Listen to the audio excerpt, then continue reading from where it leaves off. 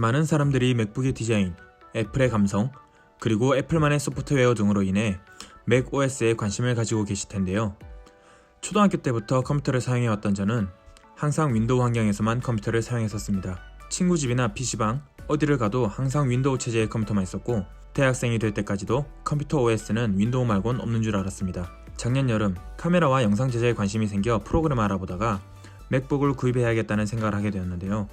맥OS에 대해 많이 검색해보고 알아보았고 고민을 하다가 결국 맥북 프로를 구매하게 되었습니다. 맥북을 1년 정도 사용하면서 제가 느낀 맥북의 사용 환경과 간단한 장단점을 말씀드려볼까 합니다. 맥OS는 윈도우랑 얼마나 많이 다를까요? 안드로이드 스마트폰만을 사용했다면 조금 생소할 수도 있습니다. 아이폰을 한 번이라도 사용해보셨다면 아이콘 등이 익숙할 텐데요. 생소하지만 하루 정도만 이것저것 만져보면서 사용을 해보면 매우 쉽게 익히실 수 있습니다. 아이콘은 하단 화면에 자리 잡고 있고 익숙한 익스플로러 대신 사파리를 사용하게 되죠.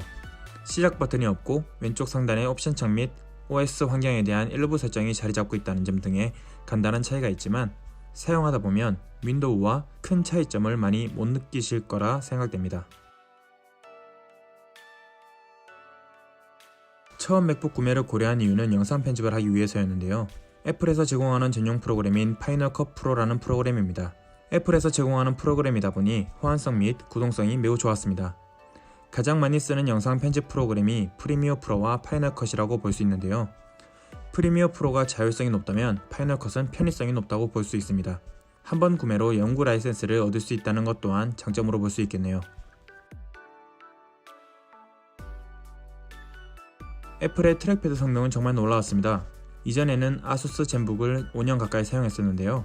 노트북을 사기 위해 지인의 LG 그램 또한 빌려서 사용해보았습니다. 애플의 트랙패드는 사용할 만하다, 쓸만하다 라는 것을 넘어섭니다. 굉장히 큰 사이즈와 제스처 기능에서 오는 편리함은 마우스를 대체하기에 충분하고 감도 또한 다른 노트북들보다 훨씬 좋았습니다. 실제로 맥북을 구매한 후 1년이란 시간이 흐르는 동안 마우스를 쓰지 않았고 영상 편집을 포함한 모든 작업을 트랙패드로 했었거든요. 역시 애플 생태계의 이야기를 빼놓을 수가 없는데요. 사진, 영상, 일정, 메모, 메시지, 전화 등등 거의 모든 기능들이 하나로 연동된다고 볼 수 있습니다. 맥북을 사기 전까지 느끼지 못했던 편리한 환경들이 사용자의 생산성을 높여줍니다. 애플 디바이스의 연동 환경을 경험하고 나면 다른 기기들로 변경하기가 어렵다는 생각이 들 정도로 편리한데요. 아마 이런 것들이 애플의 제품을 구매하게 만드는 이유가 아닐까 싶습니다.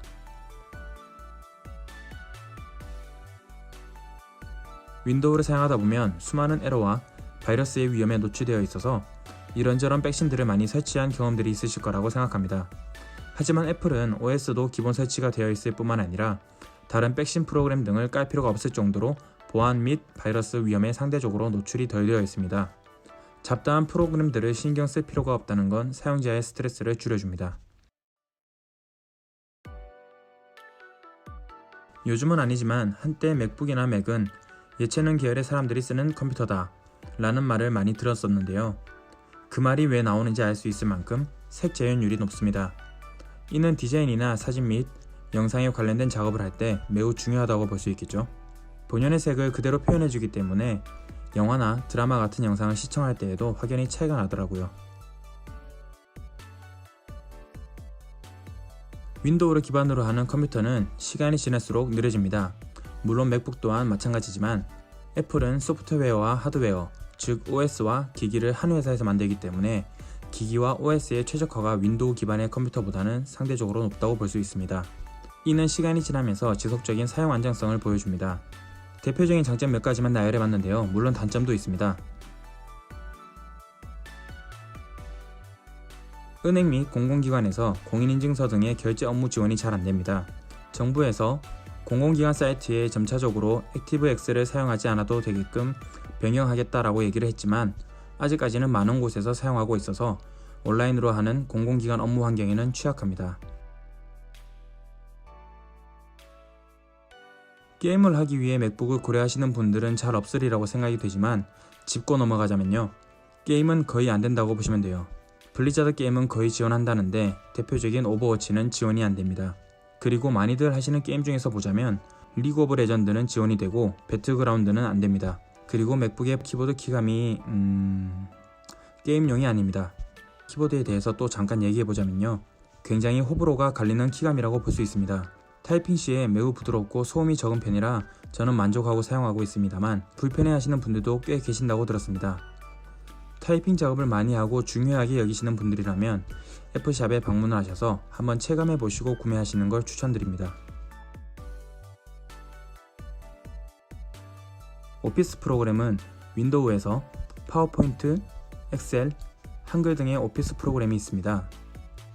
맥에도 문서 작업을 위한 키노트 및 넘버스가 있지만 윈도우에서 파워포인트 및 엑셀, 한글 등이 익숙하신 분들은 익히시는데 시간을 들여야 한다는 점이 아쉽습니다.